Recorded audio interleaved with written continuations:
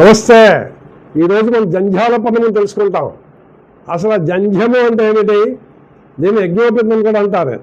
అసలు యజ్ఞోపేతము ఎవరు ధరించాలి, ఎందుకు ధరించాలి, అట్లాగే దాని యొక్క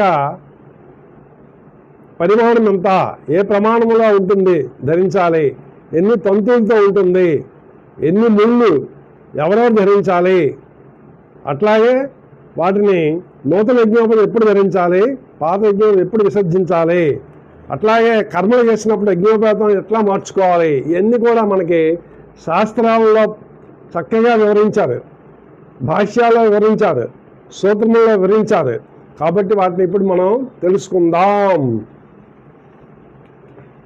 జంధ్యాల పౌర్ణమి చాలా పరమ పవిత్ర దినంగా మనం భావిస్తాము.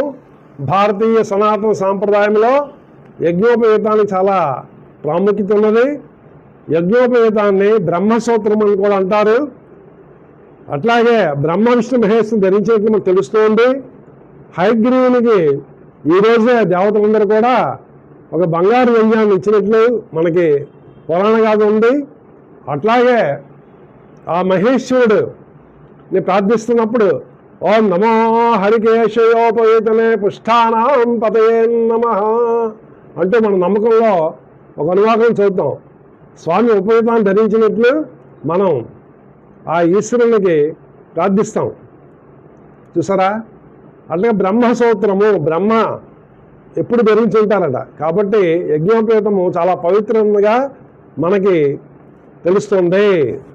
భారతీయ సనాతనంలో గాయత్రి మంత్ర ఉపదేశము తర్వాత ఒక ముడిని బ్రహ్మచారికి వేస్తారు. బ్రహ్మోపదేశం అయిన తర్వాత అది సంకేతము. అంటే అతనికి బ్రహ్మసూత్రం వేస్తే గాయత్రి మంత్ర అనుష్ఠానానికి అతను అర్హుడిగా మనం భావిస్తామన్నమాట. ఇకపోతే బ్రహ్మచారి గృహస్థకి 3 ముళ్ళు, అంటే ఒక ముడికి 9 తంతువులు ఉంటాయి. అంటే 9 పోగులతో అది ఒక ముడిగా వేస్తారని మనకి చెప్పబడి ఉన్నది. శృతిముక్త ఫలావళి అనే గ్రంథంలో యజ్ఞోపేత పరిమాణం గురించి మనకి కాత్యాయని రాసిన శృతిముక్త ఫలావళిలో రాసింది. త్రివృతం చోపవేతం స్యా అని ఒక శ్లోకం. అంటే నవై త్రివృత్య, అంటే త్రివృత్తి అనగా 9 పోగులతో కలిసిన ఒక ముడి, దాన్ని ఒక ముడిగా భావిస్తాం. అలాంటి 3 ముళ్ళని గృహస్థు ధరించాలి. అయితే ఎంత పొడవగల జంధ్యము, పెద్దగా పొడవు జంధ్యం ధరించాలా, పొట్టి ధరించాలా అని చాలామంది అడుగుతున్నారు. దానికి కూడా ఒక ప్రమాణం ఉంది. యజ్ఞోపేతం గురించి వశిష్ఠుడు ఎట్లా చెప్పాడంటే, నాభే ఊర్ధ్వమన అవినిష్య మదో నాభే స్తపక్షయ తస్మాన్ నాభిశమం కుర్యాత్ ఉపవేతం విచక్షణ. అంటే నాభికి బొడ్డుకి పైన ఉంటే యజ్ఞోపేతము ఆయుక్షీణము, అట్లాగే బొడ్డు కిందకి వేలాడుతూ ఉంటే తపస్సు క్షీణము. కాబట్టి బొడ్డుకు సమానంగా ప్రతి మనిషి యొక్క నాభికి సమానంగా మాత్రమే పరిమాణంలో మనము యజ్ఞోపేతం ధరించాలి అని శాస్త్రం ఖచ్చితమైన ప్రమాణం చెప్పింది. అందరూ పాటించాలి. వశిష్ఠ శాతాతపులు కూడా దీన్ని సమర్థించారు. అట్లాగే ఎన్ని సంఖ్య ఉపయోగం వేసుకోవాలని చెప్పాను ఇంతకుముందు. కానీ కొందరు ఏం చెప్తున్నారంటే పుత్రకాములు ధర్మకాములు 5 ముళ్ళుగల జంధ్యాన్ని వేసుకోవచ్చు అన్నది చెప్పబడింది ధర్మ ప్రవృత్తి గ్రంథంలో. ఇది మనకి ఆచారం ఇటుపక్క. కానీ ఉత్తరాది సైడ్ కాశీలో ఉత్తరాదిలో మాత్రం 3 ముళ్ళు వేసుకుంటారు గృహస్థులు. మన పక్క 5 ముళ్ళు వేసుకుంటాం. ఎవరు ధరించవాలి అంటే బ్రహ్మ క్షత్రియ వైశ్యులు ధరించవచ్చు అని మనకి ధర్మ. ఉపవేతము ఎందుకన్నారంటే దీన్ని జంధ్యానికి ఉపవీతే వామస్కందో అనేది ఉపవేతం అని అమరకోశంలో, అంటే ఎడమ భుజము కప్పబడుతుంది గాన దీన్ని ఉపవేతము అన్నారు అని చెప్పారు.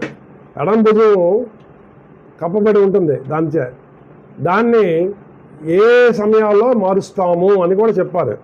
ముఖ్యంగా నిత్య శ్రౌత స్మార్త కర్మలందు దేవతార్చనయందు ఎడమ నుంచి కుడికి వేలాడుతూ ఉంటుంది.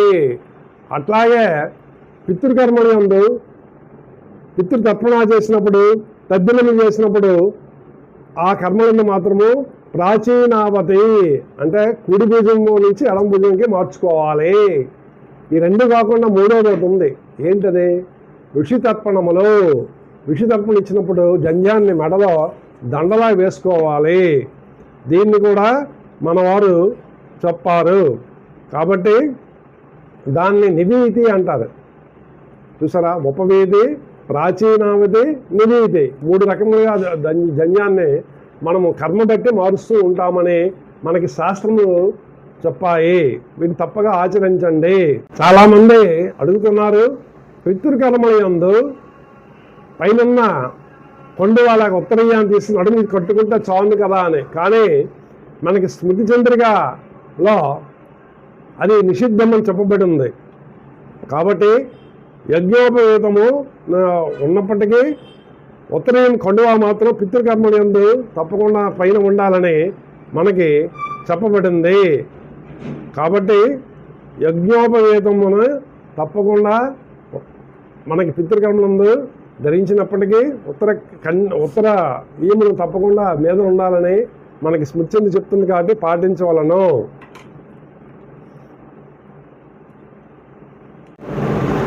దీనికి ముఖ్యమైన శ్లోకం ఏంటంటే, సవ్యాదం పరిభ్రష్ట కటిదేశే ధృత అంబర ఏకవస్త్రంతు తం విద్యా దైవ పితృచ్చ వర్జయేత్. అంటే యజ్ఞోపవేతములు ఉత్తరీయమును సవ్యముగా ధరించగా ఆచరణము చేయకూడదు. ఉత్తరీయము భుజము నుంచి జారినను పండువ నడుముకు కట్టుకునేను ఉత్తరీయం లేనివాడే అగుచున్నాడు. కానాటి వాడు పితృకర్మలకు పనికిరాడని తాత్పర్యము. ఇది స్మృతి చంద్రికలో చెప్పబడి ఉన్నది.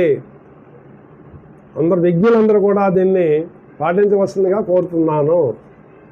అయితే యజ్ఞోపవేతం వల్ల లాభం ఏంటి? ముఖ్యంగా యజ్ఞోపవేతం ఉండడం వల్ల నిత్య శ్రౌత స్మార్త కర్మలతో పాటు గాయత్రి మన అనుష్ఠానము సంధ్యావనం చేయటం వల్ల ప్రతివారికి కూడా ఓజస్సు, తేజస్సు, భ్రాజస్సు ఈ మూడు కూడా వస్తాయని మనకి చెప్పబడి ఉంది.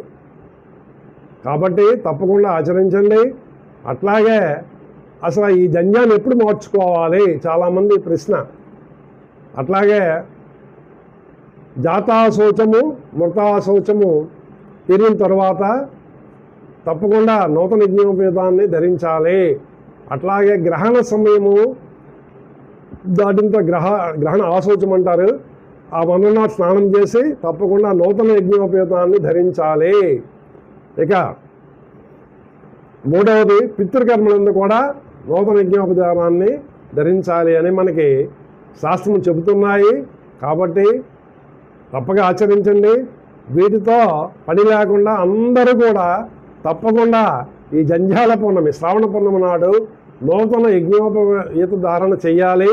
దానివల్ల వారికి ఆయుష్ ఆరోగ్యము వస్తుందని మనకి శాస్త్ర వచనము. కాబట్టి అందరూ ఈ జంధ్యాల పౌర్ణమిని తప్పకుండా ఆచరించాలని కోరుకుంటూ సనాతన కాపాడని కోరుకుంటూ మీకు నా వీడియో నచ్చితే లైక్ చేయండి, షేర్ చేయండి, సబ్స్క్రైబ్ చేయండి, కామెంట్స్ పెట్టండి కోరుకుంటూ మీదే సెలవు తీసుకుంటున్నాను. నమస్కారం.